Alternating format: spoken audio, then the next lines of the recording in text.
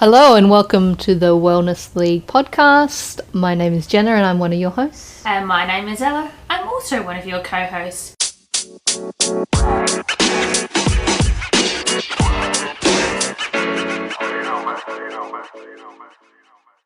So what are we talking about today, Jenna? On today's podcast, we are interviewing Jo, who is a health and wellness coach, life coach. Yoga instructor and a master of a lot of things. And she also works full-time in child protection. So we had a really interesting chat with her today and we discussed all things around competing in fitness competitions, mindset, mental health. Wait till the end because we have a little breathing exercise. Stay tuned.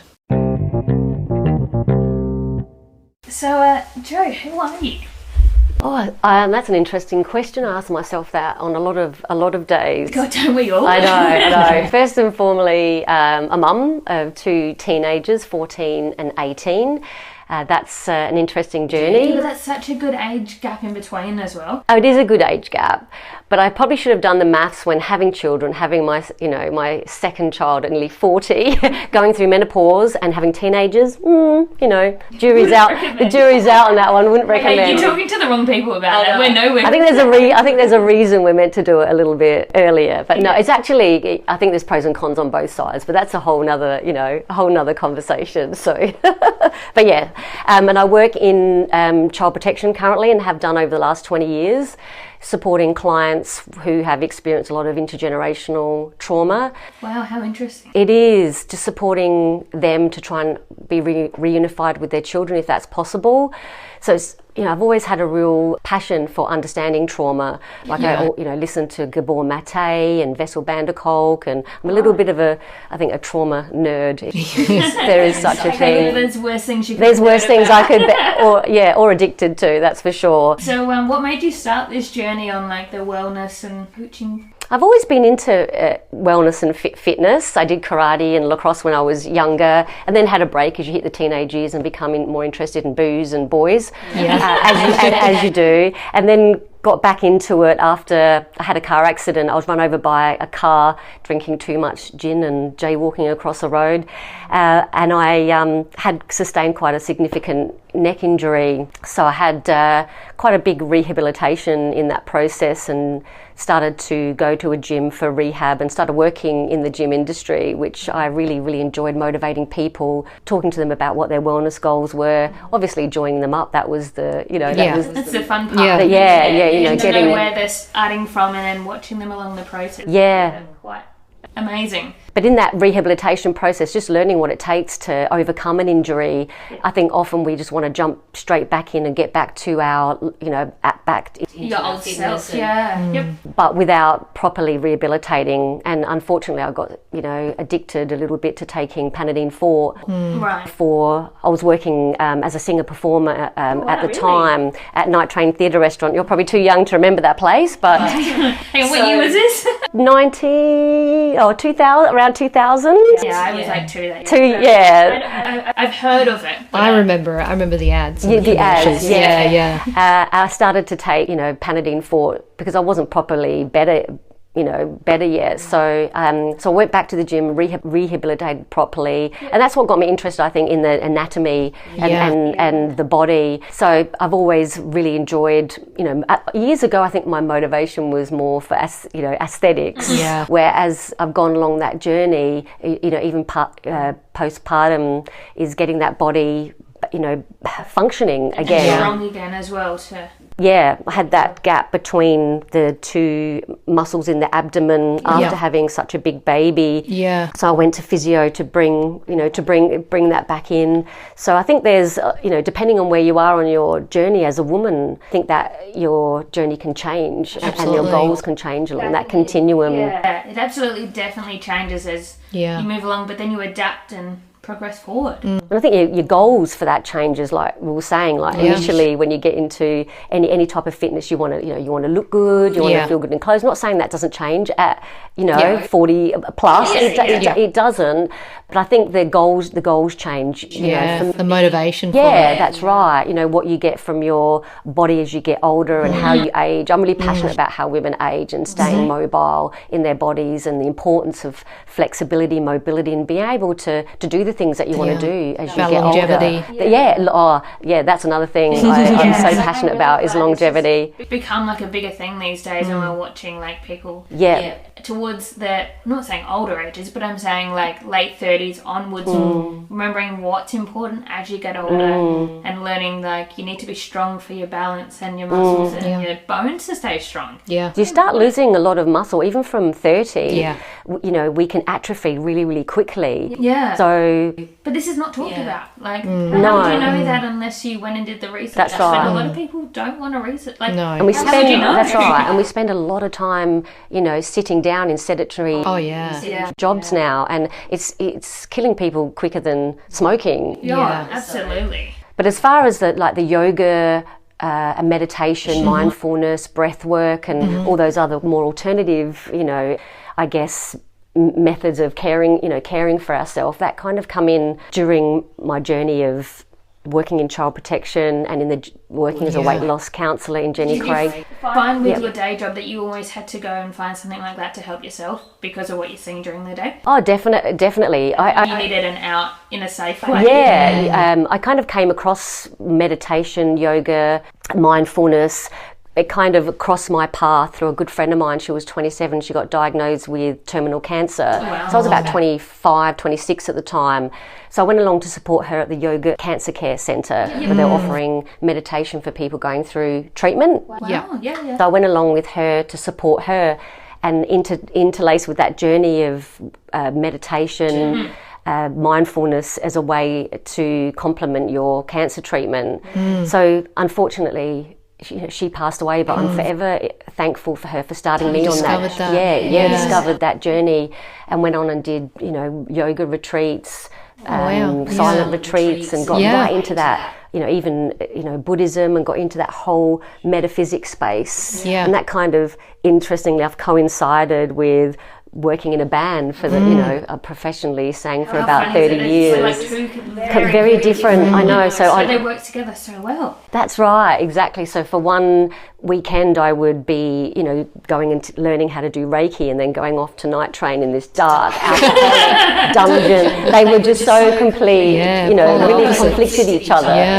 But I think I'm so glad I came across all, you know, I think it would have been much later for me to have come across those modalities if it wasn't for my, you know, really close friends. So wow, crazy. Cool.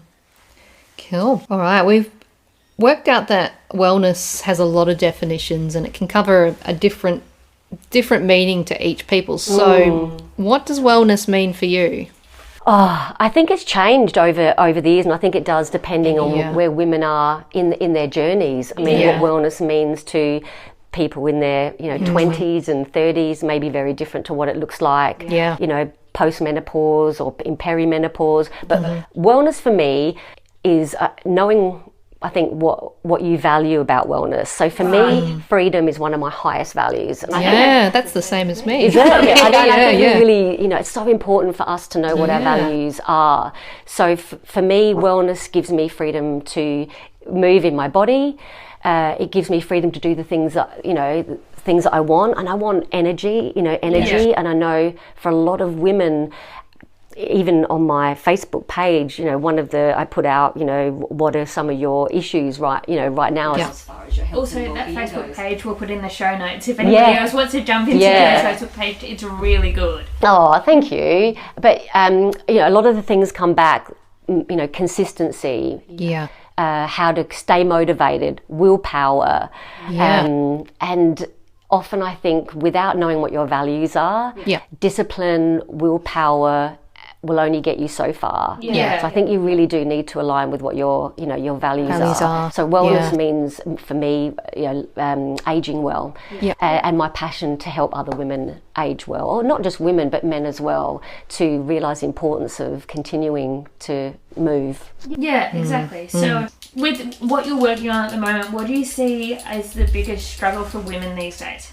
Like I was saying, I think post-menopause, perimenopause, even postpartum, like, you know, women that have had babies, it's getting back to that starting line. And I think for a lot of women, it's maintaining consistency. And, you know, our roles have changed so much over the last, you know, 20 years. You know, when women have babies, you know, you need to get back to work, and you're juggling work, you're juggling family, you're juggling a social life. Of course, and then you're trying to look after yourself in between all this. Self-care and exercise is generally last on the list. And for women, you know, they will generally put, you know, family first. And I think it's come at I don't know if you guys agree, but I think it's come at a cost. Of course, for women, and maintaining that discipline and consistency. Like, I think we can start.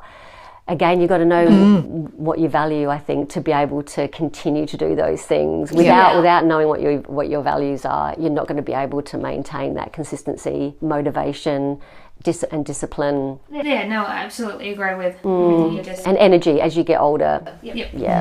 God, even while I know I need it. I know. And you know, and self-care and exercise and movement and mobility is what gives you that freedom, you know, to do the things that you want to do. And make you feel better. Like, I find even being fit or even 10 minutes a day makes you feel so much better about... Just to move. Yeah, exactly. Even if it's so, like, having an office job like I do, I make a reason to get up at lunchtime, I make a reason to go for a walk around the block. Like, it's nothing huge, it's 10 minutes out of my time. But my afternoon is so much better because of it. I think there's a myth that if you're not, you know, going to go for a whole workout for an hour, or run for 45 minutes, or go to the gym for 2 hours, whatever, that then... It doesn't count. It doesn't matter. There's more research coming out now about, you know, doing something for 5 minutes, 10 minutes.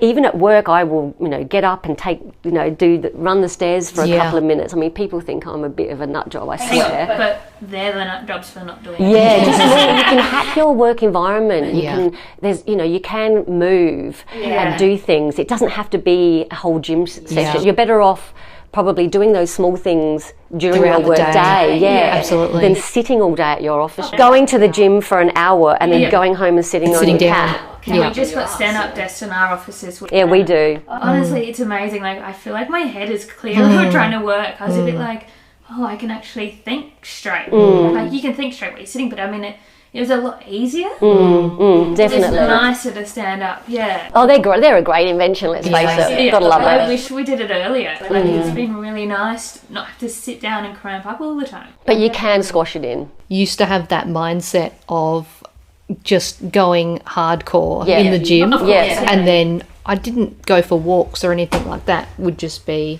like you said, sitting down all day, going hardcore in the gym, and that would be it. And it was kind of an all or nothing. If I didn't do that, I wouldn't do anything at all. So I definitely think that's super important. Well, like, even back to an example, when I met you, I was training twice a day, and I thought that was like the best thing for me at the time. Been through those years of the double sessions. Like, but then at the same time, my body was the most injured and wasn't moving as well as it should have been, because I was putting so much pressure on training so much.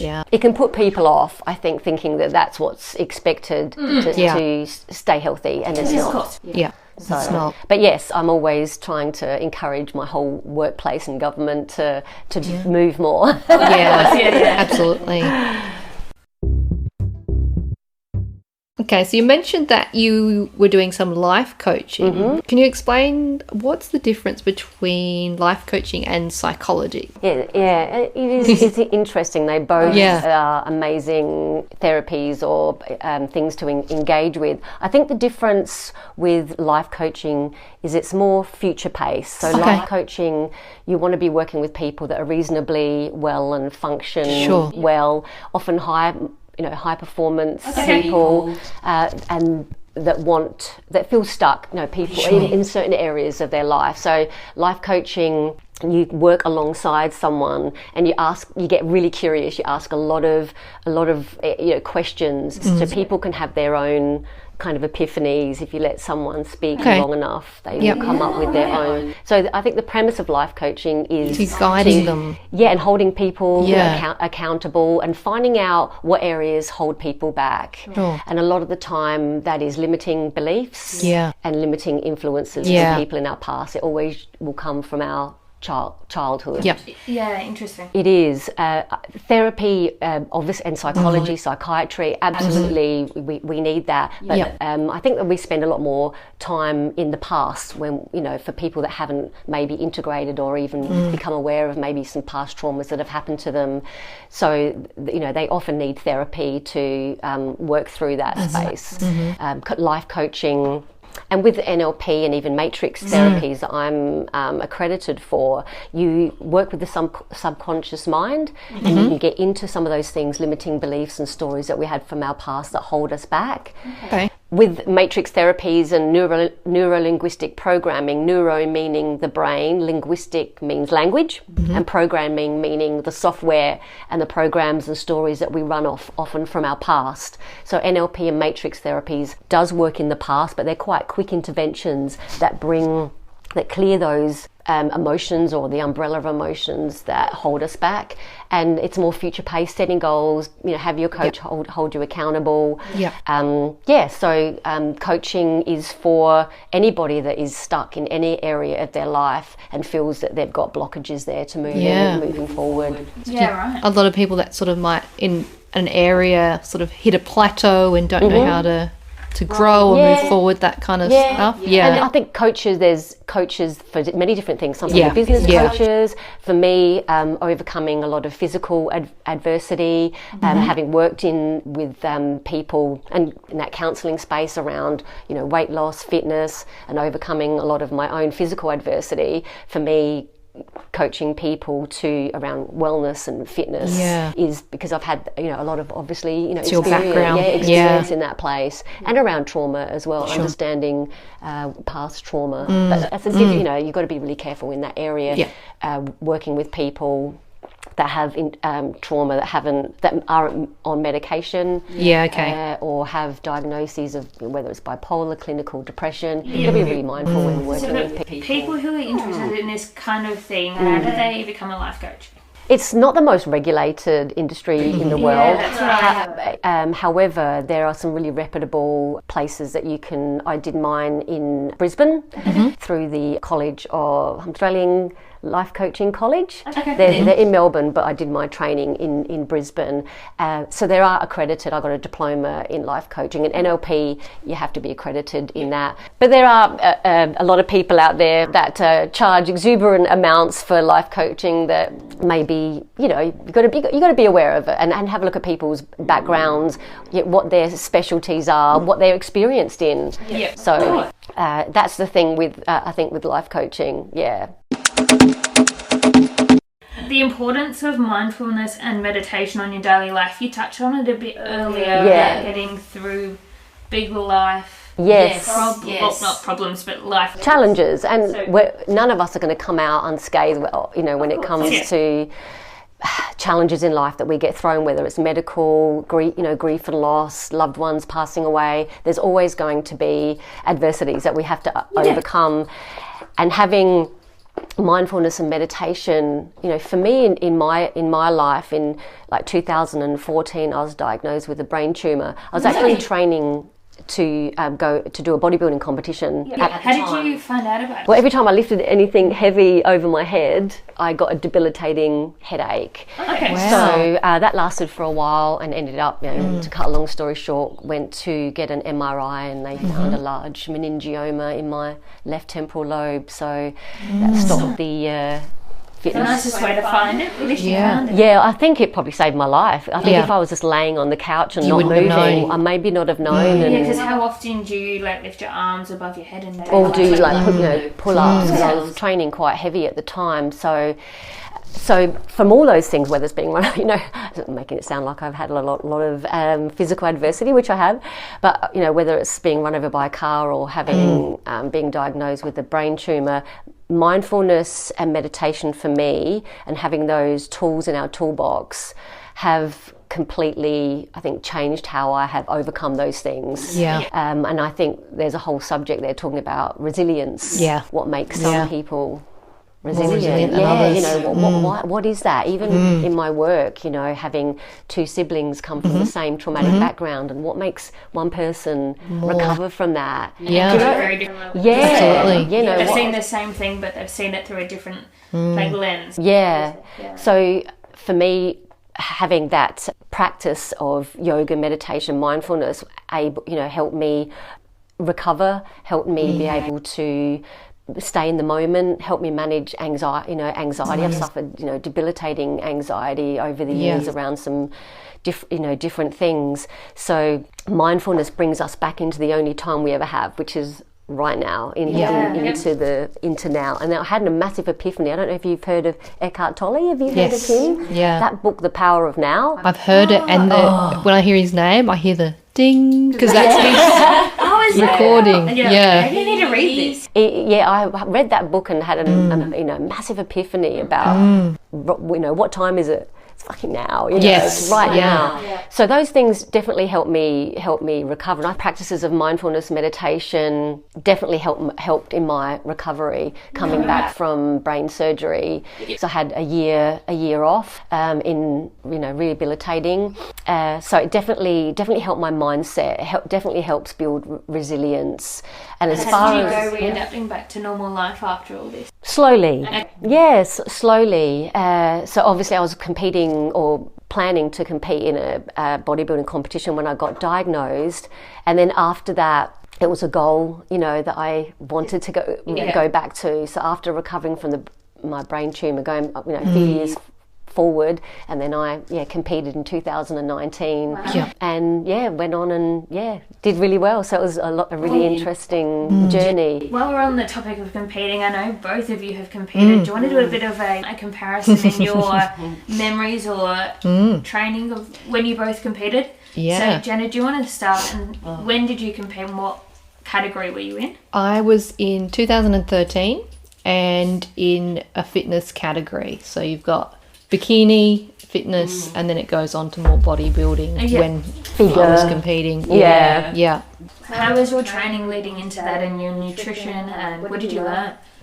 There's so much to learn about a journey in bodybuilding. That's off the top of your head. I didn't have a comp rep coach as such. So I had someone who did a nutrition plan that was just 12 weeks. So it didn't change. I just ate.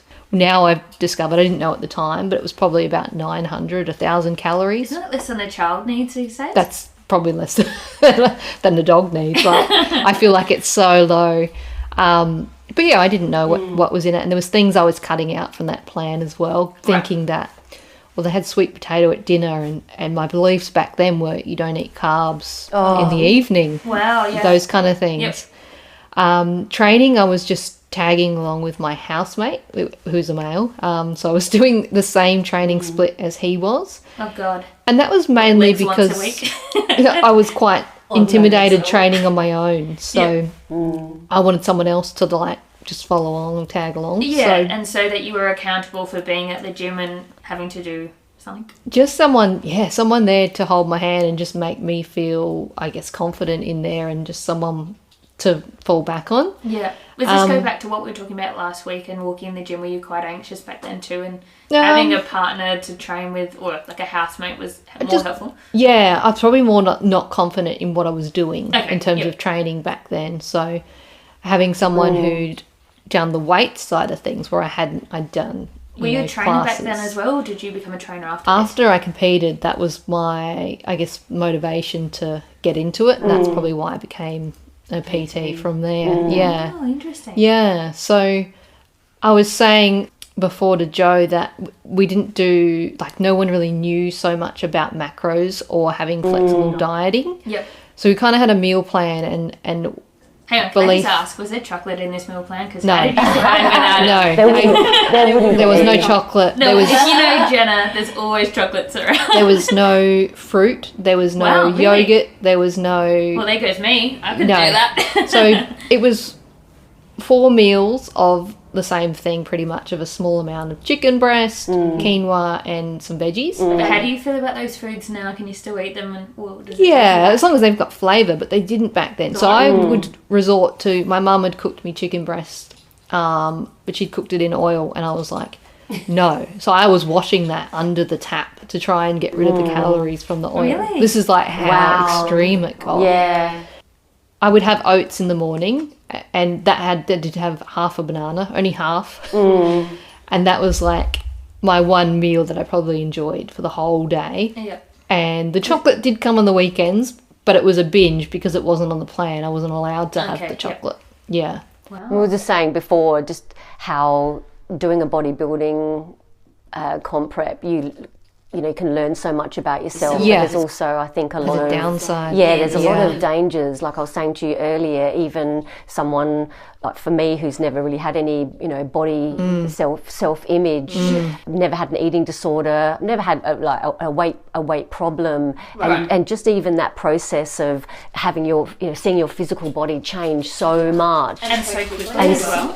It takes a while. It can take a while. And I know even this conversation you had on, I think, your first podcast around the myth of women building muscle. I was like, oh, you know, that's a whole other conversation. Yeah. But you know, it can be more difficult for women to, you know, to gain muscle. I think especially later on as your testosterone levels drop. But I think that there's a lot of dangers in bodybuilding in regards to that how you see yourself, that, you know, that body dysmorphia. And I definitely, you know, for me to have got through that process, and I don't know if you feel the same, was to not compare yourself, to run in your own lane, not look up what other people you're going to be competing doing. Because even at the gym, so I started to do that, and it sent me into a right kind of spin. So I had to just go stop looking at other people, stop looking at people you're going to be up against who are going to be half my age, you know. There were girls on the stage, you know, could have been, you know, they could have been my daughters, you know, they were much younger. Did you compete, and what category were you in? So I competed in 2019 after I'd overcome, you know, my surgeries and, you know, had the all clear from any, you know, reoccurrence of my tumour for quite a few years. Got back into competed in 2019. I did the over 40s fitness and over 40s sports model. So and I won the over 40s sports model. Well done. And came second in the fitness over 40s and fourth in I think the open. So that was quite a large amount of women too, but it was the whole journey in itself. I think there's a lot you can learn about yourself, and there's a lot of things that I would definitely advise anyone that are looking to do it to be mindful of, because it can be quite an interesting journey regarding how dangerous it can be coming out and expecting your body to remain the same. And I don't know how you felt coming out, but committing to the reverse diet properly. So to have the right headspace as well. I think I was completely naive going into the psychological things and it's very psychological that might happen. So from somebody like me who hasn't gone into something like this, how long was your prep? Like, how long did you train? And this whole nutrition planning, how many like months or years was it before that you hit that stage?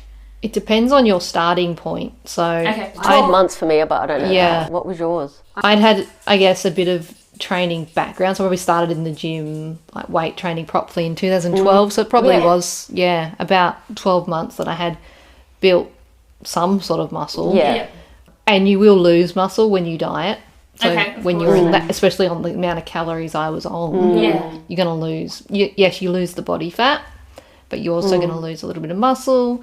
And then coming out, and your boobs, we did talk about that. Yes, definitely. Lose your boobs. Yes, like I said, I ended up looking like a 12-year-old boy, which was, it's an interesting journey. I think there's a lot you can definitely learn about yourself when you dig in and when you really, and you look at your why, I think it's really important for anyone that's doing any fitness journey, whether that's, a marathon or, a fitness competition, is you've got to know what your why is. And I think that across, any goals for anyone regarding fitness, you've got to have a big why, because like I was saying earlier, that's right. I know. What was your why for the competitions? I think it goes back to, what was her name? Sarah O'Connor in The Terminator. When I first saw that movie and when she was doing chin-ups, I was said this before. I want to see that woman. Yeah. So when they make another Terminator, please call up Jo.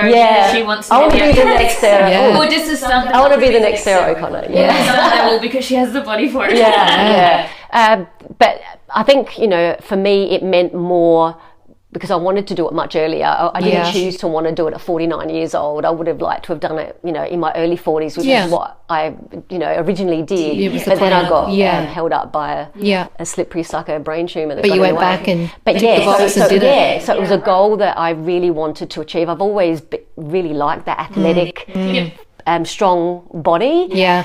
So I wanted to go back and finish that goal. So when I hit that stage and got those medals, it meant more for me. Like, can I just ask, where are those medals now? They're hanging up. Yeah, they are. They're hanging up in my lounge room. Yeah. Where are yours, Jenna? I have a trophy in the spare room that's on our windowsill. But noise. So do you still look at them now and think, wow, I achieved that?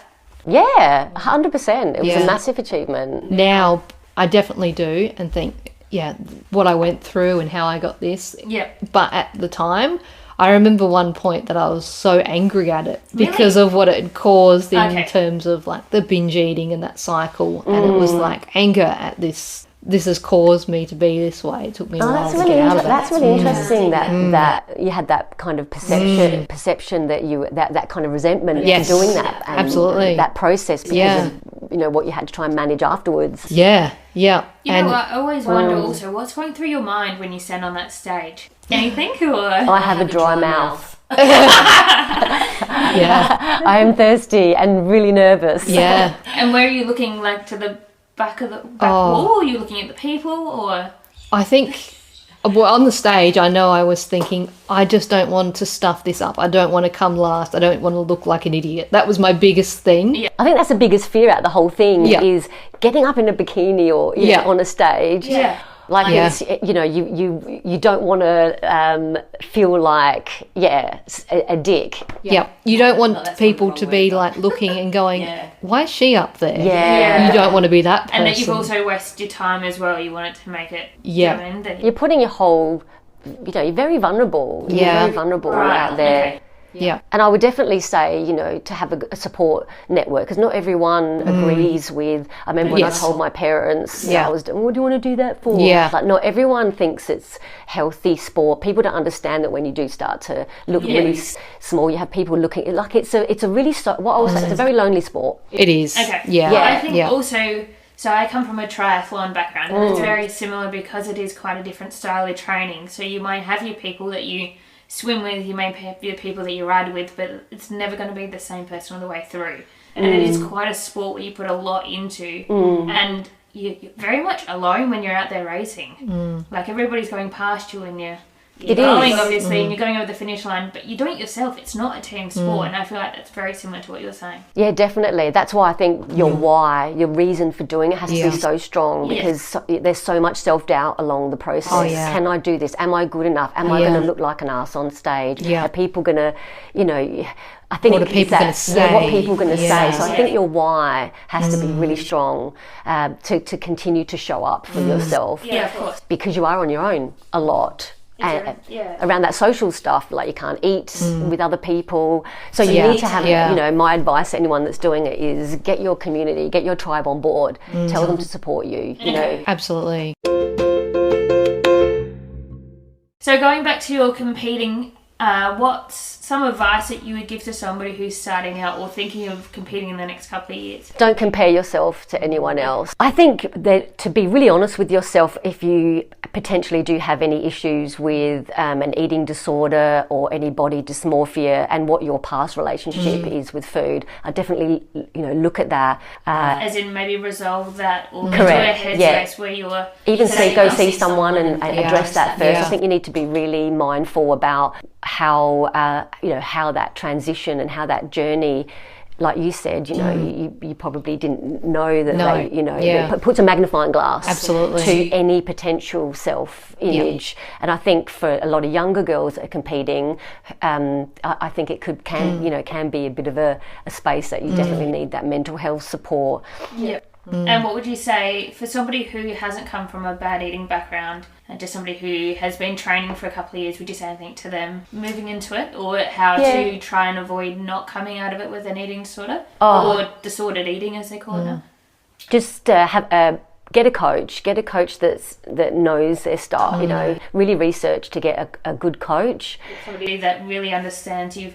Like, it might be somebody who's got amazing reviews, but you just got to find the person. I think you've got to find the right coach for you, and trust the process. Trust that coach, and go all in and commit to the reversing out. Okay. Is it full stage of how you reverse out of this correctly? Yeah. It can take up 2 months to 3 months to slowly go back to the food that you were eating before. You can't just and that's what we were even talking about before, where people then start to binge after, because there's been such because you've been depleted from those foods mentally. And it's interesting, it's not just the food that you're missing out on. It's definitely a mental thing.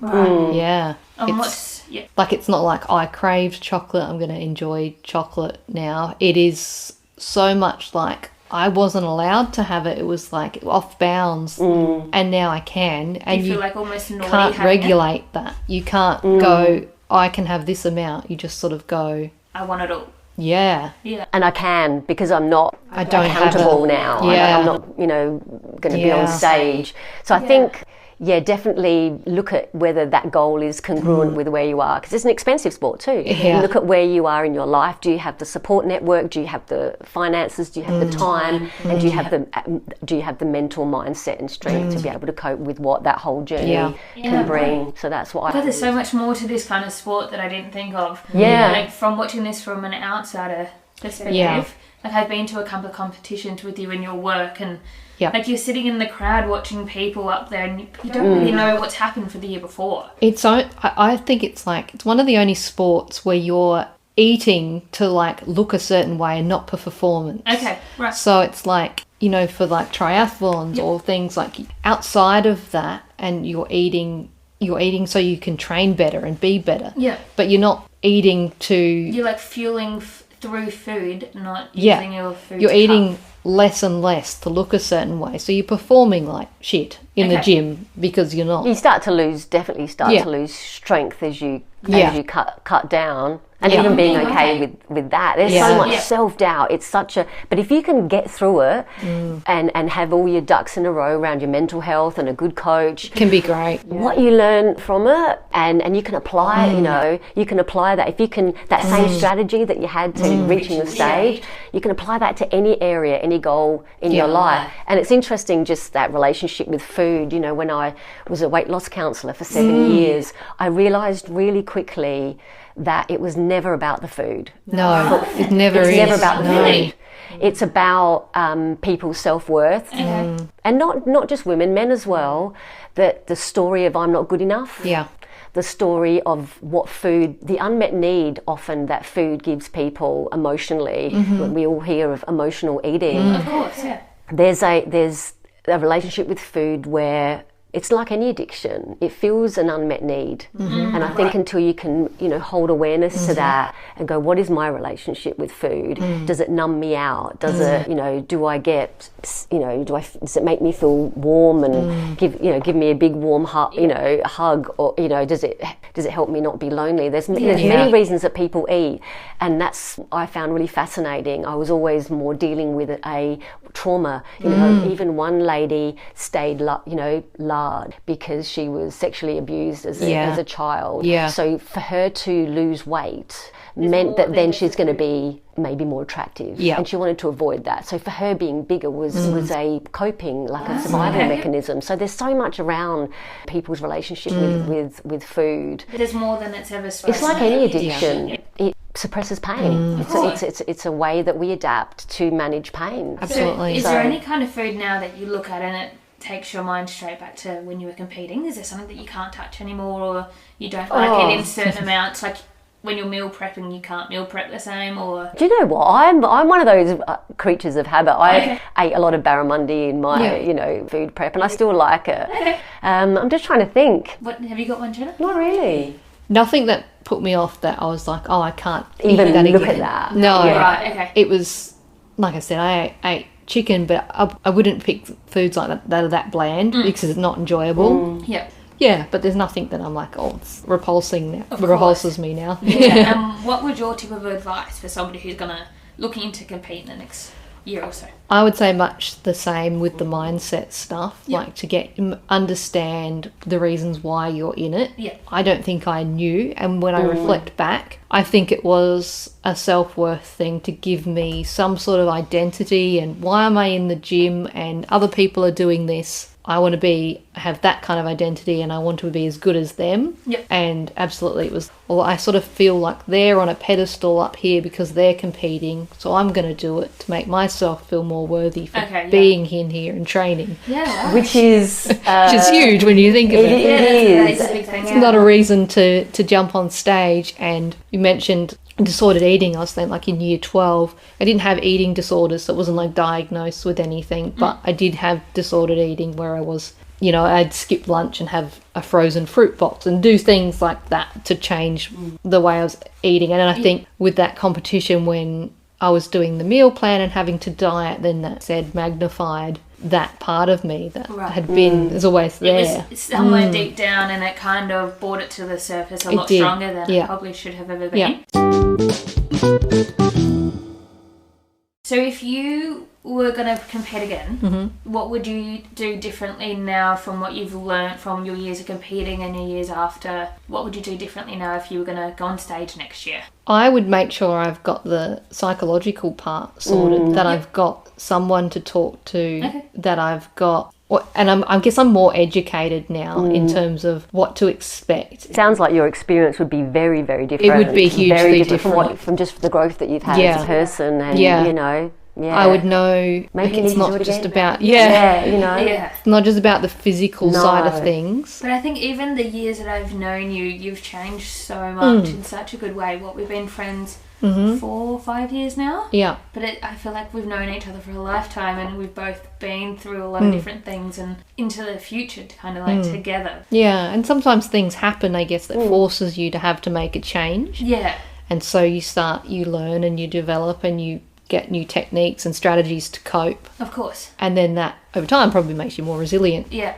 10 years has gone by since I've competed, and I was a totally different person to who I am today. And we do, don't we? When we, getting back to the life coaching, when people, your beliefs and what you valued back then, we change them. And I think for a lot of people, they continue to hold on to certain beliefs about themselves, or those stories of not being good enough from parents, often saying the wrong thing, or a teacher or a coach saying you're not going to amount to anything. And we hold on to those beliefs, and we drag them through our life without ever going, does that belief or value even still resonate with me? Does it align with who I am now as a changed person? And often I've asked people that in coaching and said, do you still, what belief have you got? That I'm not strong enough, or... And does this lead into like the imposter syndrome? And definitely. A huge factor in but how no one that begins and into your life. No one often questions the stories and beliefs that they have about themselves from when they're younger, and then wonder why they're blocked and not able to, reach the goals and things that they want to do.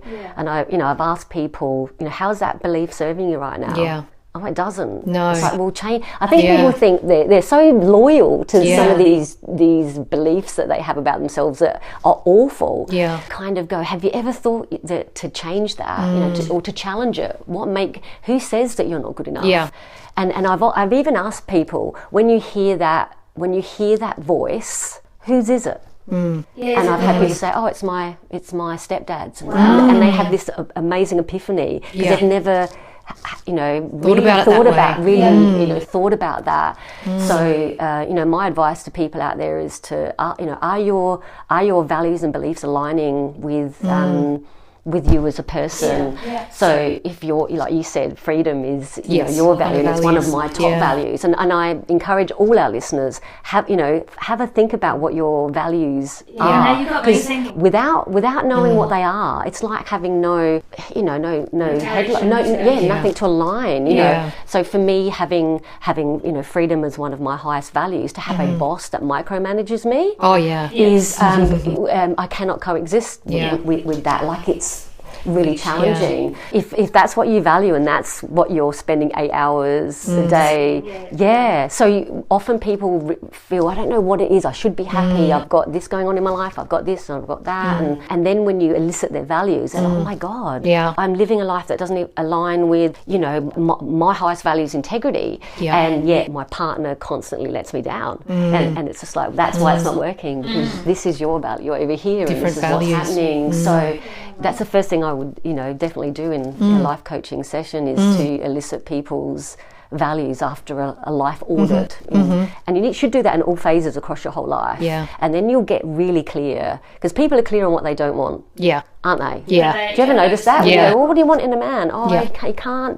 He can't smoke, and he can't be this, and I don't want him to be this, and it's just like, well, do you want? It's like walking into a shop and the assistant coming up to you and saying, what do you want? Well, I don't want socks and I don't want a shirt. It's like, well, that's great. You're like, So I think, in order for us to reach our goals, no matter what it is in our wellness goals, you've got to be clear on what it is you want and what feeling you want, what's the value behind it, and that way people will be more motivated, because doing what you should, especially around wellness. I don't know if you notice this, that people are, oh no, I should be going, I should be moving, I should be doing this, I should be doing that, and it's just debilitating. It's just bloody go and do it. But it's easy to say, but it is. But like I was saying earlier, motivation, willpower, and discipline will only get you so far. Of course. So that's what's good about having a life coach, is to be able to elicit that, get clear about what you want, and have someone hold you accountable and take steps to get there. To our next part about burnout, and how do you spot the signs before it's too late? Oh, that's a whole podcast right there. Maybe we'll come back and do that. On burnout, like getting back to mindfulness, meditation, yoga, all those types of practices that bring you into the moment, until you can get still. Often you're just running on fight, flight, and freeze response, and your cortisol levels are raging, and I think that's a big issue for women, for particularly women's health. They just go, looking after everyone else, and that's very much my life, but I don't know different. And it causes inflammation, having so much, having so much stress, stress and anxiety. They're definitely counterproductive to any type of wellness. So managing that, I think, is so important. It also comes back to where we were talking about taking time for yourself. I think that's always important, to stop and realise where you are in life and what's happening, but also to take time so that you can hear yourself think and hear what's actually going, the voice in your head, what that's actually really saying, rather than it just being on autopilot all the time and looking after everybody else before yourself.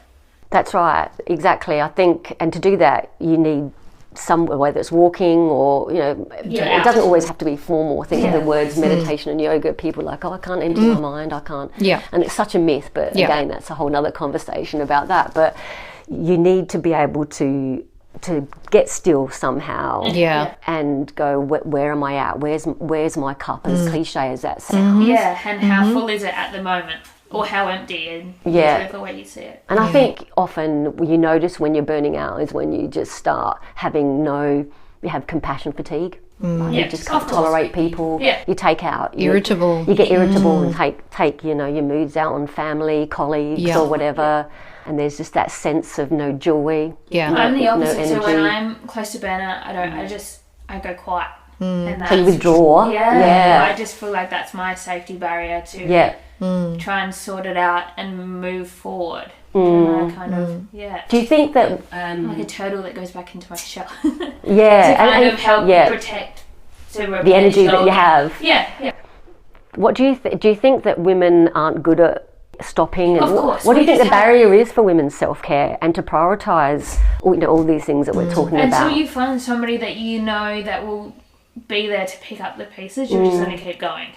And I feel like that's what it is. It's you never know when to stop because you don't know if the people around you are going to help pick it up. Yeah, so there's that sense of if I stop doing these things, no one else is going to do it. Of course, yeah. And then you're going to be harder on yourself. It's complicated, but it is. I think people think, like women, men think it's selfish as well. So that could be a barrier, that women don't want to be seen as selfish, Yeah, it's a massive... Taking the time for myself, or going out for a walk on my own, and if I'm not at home with the kids, or I'm not doing... It's very guilty. Guilt plays into, guilt and again, self-worth. Yeah. It does come back down to that, doesn't it? Because if you have a low sense of worth, you're going to feel guilty to prioritise yourself. And I think that's a big thing for women. I think that's often how they feel, like I need to be there, for my family, and and that even that journey of being, doing the bodybuilding competition. That that was a pretty selfish thing to do, because it was very, very timely. So and it has to be. Yeah. So I think that those barriers are just people are just in fight or flight. Just go. We're too busy. We've got the busy disease. We're achieving and doing, and we spend a lot of time in our male energy in the yang, and not really good at leaning into the yin. I know that's a problem for myself and probably a lot of other people. Yeah, no, I couldn't agree more on that one, very much so. And like you said, it doesn't have to be a huge thing. So for me, I'd love to journal and do that every day, and I look forward to it.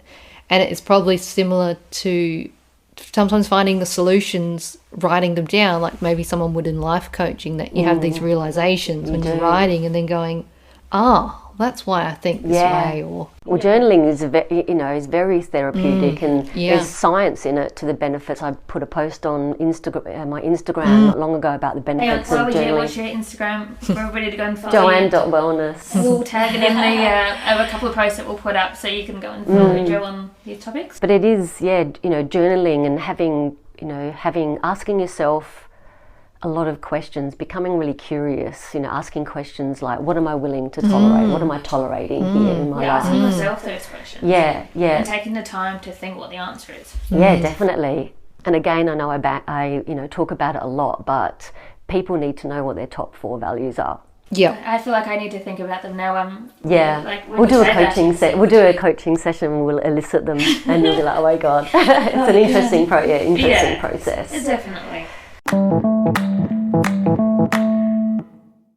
So we're going to end up with some lighter, fun questions now. Cool. To kind of round off the end of the seriousness that we've just been through. So as we are the Wellness League and we're superheroes of fitness, we would like to know, if you could have a superpower, what would it be and why? Ooh, a superpower.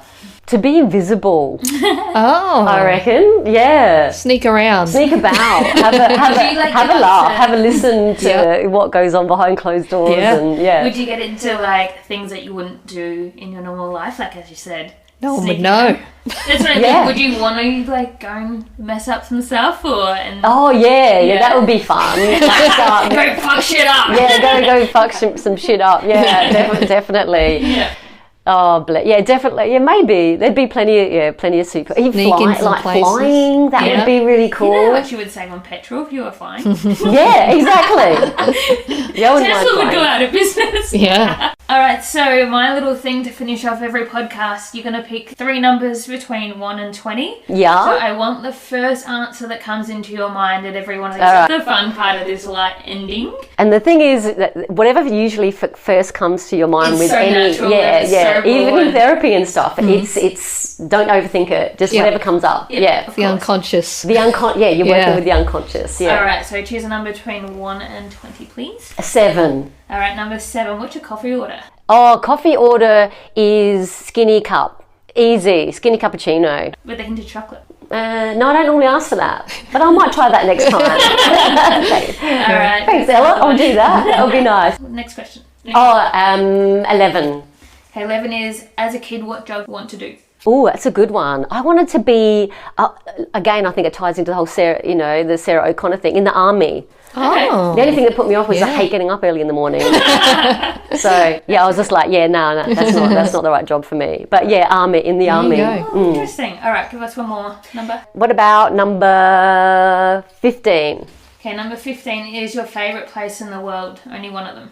Oh, well, there's a lot of places I haven't been to, but one of my favourite places is probably Koh Samui, in Thailand. What about it? Oh, just the tropical weather, the beach, the people, the food, the coconuts, the pad thai, Everything. Just everything. All right, it's time for personal best and personal worst of the week. So what we do every week is we go over, reflect, and have a personal best, so whatever our PB is, and PW, so personal worst. Do you want to start us off, Ella? My personal worst was this week, so I've been talking about it a lot. I'm swimming a lot at the moment. And I got to the pool on Tuesday morning and they decided to take the split of the pool out of the 50-metre pool. So it was, instead of being 2 25 halves, it was a full one. So as we swim as a group, that meant that we didn't have any space to swim in there. And the next option was the dive pool. Oh. And one of my biggest fears, I used to have this a lot when I was racing, that if I couldn't see the bottom of the pool or the water, or if it was really deep and I felt that I couldn't touch it. Well, not that I couldn't touch the bottom, but if I knew it was really deep, I almost went into panic mode. And this is what happened on Tuesday. We were swimming and I literally was in a panic mode for my whole swim. Like, I think it's one of the worst swims I've done in a long time. And you just think, why are you swimming? Like, what if I stop swimming? I'm going to fall like 10 metres down into the water and nobody's going to be able to get you out of there. But just when you're swimming and your mind goes into such a deep space, it's crazy. Well, swimming is very meditative, isn't it? Yeah, meant to be, but it wasn't. But it wasn't. Doesn't sound like it. Me and you need to unpack that fear there of falling or drowning. I think it is the falling thing, but it's a really interesting deep pool, and it just really put me freaked you out, didn't it? And I swam again Thursday and in my normal pool, and I was very happy to beat that. And my PB for the week is having people around you who support you. That's you. Oh, you're one of my PBs for the week. Oh, that's beautiful. That's nice. That's a nice one. Yeah. So Jenna is my best friend, and kind of I go to about a lot of things. Yeah. We were talking about something yesterday, and this morning I thought, you know what? I'm actually happy in my life at the moment. Yeah, that's good. And it was because of what we spoke about. Put a lot of things in perspective, and I've been thinking about some stuff that I was almost going to pull out of doing, but I'm actually found out I'm in the right place. Yeah, good. Good. Oh, I don't love those it's a happy those realizations. I haven't told you about my PB. Yeah. Because I wanted your reaction. We normally tell each other everything in this kind of way, and I was like, I really can't tell you this one because I want to see your reaction from the start. So thanks for being my bestie. Thank you. And now I love that. Lovely. You're now known as Hot Bestie, so you're living up to your name. Oh, I'll take that. All right, so I'll go into... What's your PW of the week? PW is probably for a lot of people the cost of living. Oh. Everything's going up. I think I've had that many emails with, now your Spotify is going up. Now this is going up. And it is frustrating. I was actually listening to a podcast the other week where it's people can't afford to rent homes with full-time jobs. People are at risk of homelessness now. It's crazy, isn't it? And they work full-time. So it's getting insane, how much things are going up. What podcast was it? Do you want to... Life Uncut. They were chatting about it on there. Yeah. Crazy. they had interviewed a woman on there who was living she had 2 kids, and she'd basically gone to live in a caravan, and she was working like full time. So Isn't to be that crazy? homeless and these are in the eastern states, so we're probably quite lucky here. Yeah, but we're not that far behind it. When you think Yeah. we shouldn't have to work a full-time job and a side hustle or a side job to be able to pay our bills, our mortgages. Honestly, Yeah. really scary. Yeah. And I think things are going up and up and up. So like I said, Spotify, but I'm sure the employees haven't had a pay increase I bet as they well. haven't. Yeah. That's corporation for you. Yeah. Of course. Yeah. So And your PB? PB has been, I think this week I've been super creative in all like different projects outside of work. So just doing things because I'm probably not in the gym or dedicating as much time to fitness during my recovery. I've had all these other things and projects and creative outlets. So good. one being this podcast that we've been working on and doing some like the graphics and things like that. We kind of said from the beginning, I'll stick to the editing and making it sound good, and you make everything look pretty. Yeah. And this is how we work. That's a good balance. Yeah. Yeah. And then the dog biscuits, I was making some dog treats and like setting that up as a branding that. And Look, Sadie approved, so you got to keep Sadie making them. loved the dog treat. We'll I post bought- that video up as well. It's quite quality. Yeah. And so that's going to be having a creative outlets again has been Yeah, nice. my PB of the week. How good. And Joe, what's your PW for the week? So your personal worst? Well, it wasn't this week, but the first thing that came to mind over the last probably month was sending my daughter to school. Right. I didn't make the sandwich with my glasses on in the morning, and the bread almost had a heartbeat. Like I sent her to school with a moldy sandwich, and she opened it in front of all her friends and was horrified. Oh, I bet. So here's the person that eats well, food preps, sending her daughter off to school with a Moldy sandwich that was, glowing nearly in the dark with mold. So yeah, that's not a parenting highlight right No. there. And now I've just told everyone that I sent my daughter to school with a moldy sandwich, and so that's not great. It is fun. It is a bit funny. It is funny now. But I was like, I am so sorry. I'm so sorry. Personal best, I think for me, just getting better at facilitating meditation and just seeing people really be able to completely let go and completely relax. Yeah. Getting my meditation voice down It's getting so good. to a hypnotic, it's bit a of craft and I enjoy it. So Joe actually works for my outdoor fitness business as a yoga instructor every second Saturday. So this is Beyond Fitness Adelaide. And so every second Saturday I get to hear this voice, and it's honestly amazing. Oh. So where can we find you and how can people get... So I've got a Facebook group, Holistic Living with Joanne, and on there I put on different things, recipes, mindset, all sorts of things to do with health, wellness and well-being and mindset. And I've got an Instagram page, joanne.wellness. That I also have, putting out a lot of content on. And then I'll let you know when the website's live. So I'm very excited about that. Yeah. Share that when you're up and live and ready to go. And currently working as a yoga teacher with you every other Saturday at Civic Park. So get down to that. We have a lot of fun. And on Monday nights I teach yoga and meditation at a beautiful boutique wellness centre called Universal Balance at Redwood Park. So I teach there on a Monday night. So yeah. A little breathing exercise. So if you do anything right now, if you're driving, maybe put this on pause until you get home or to your next location. Or if you're doing anything around the house, just take a second to listen to this. Yeah, let's go. Take it away. Let's do it. And it only takes just a few minutes to come from your sympathetic nervous system and chill out down into your parasympathetic. Just take a seat or you can lay down. If you're sitting in a chair, just start to feel the connection of your body where it meets the surface beneath you. Just placing your feet on the floor and just starting to notice your breath. Just noticing the quality of your breath without any judgment. And just noticing around your nostrils the temperature of your air as it enters the body. Just noticing if it's cooler on the inhale or warmer on the exhale.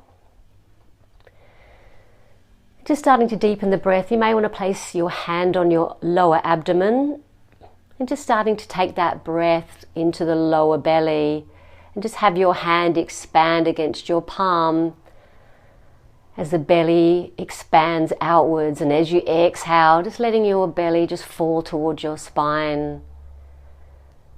And just starting to deepen the breath, inhaling all the way down into your lower belly, up through the sides of your belly, and all the way to the clavicles and the chest. So inhaling all the way, full breath, all the way up. And then slowly exhaling, slowing the exhale down. And taking another deep inhale in for the count of 4. And just holding at the top for a moment. And then exhaling for 6. Letting the shoulders drop. Inhaling for 4. Holding at the top. Then slowly exhaling out for the count of 6. And just taking a couple of more breaths in your own time. Just slowing the breath down.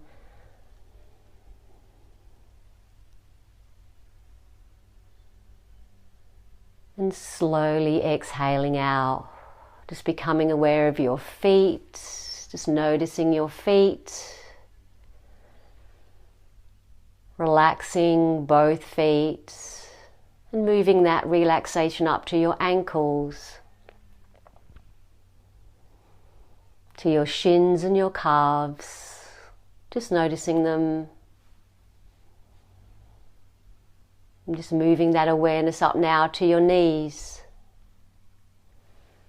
tops of your legs, back of legs, hips coming up through your abdomen, just relaxing through the tummy. Just starting to relax your chest, your back. Just bringing that awareness to the top of the shoulders, just letting them drop. Moving down the arms, elbows, forearms, wrists, palms of the hands, fingers.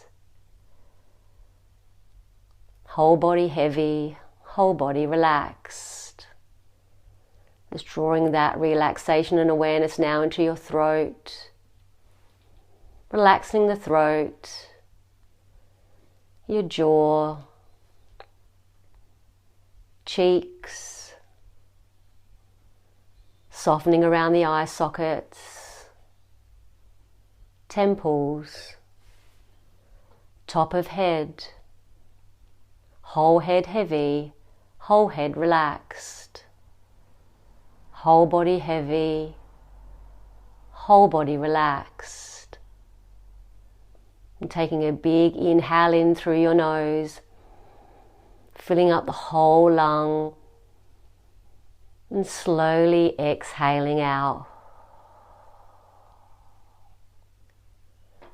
There's a body scan for you to enjoy. And that's all it takes, just to come back into your body, get out of your head, and just landing in our bodies, which we don't spend much time in. Thank you, Jo, for coming on, and Jo will be back again very soon. Please let us know on the topics that you want to talk about the next time she comes on. And thanks heaps for having me. Thank you. All right, enjoy the rest of your day. Have the best week, and see you next Wednesday. Bye.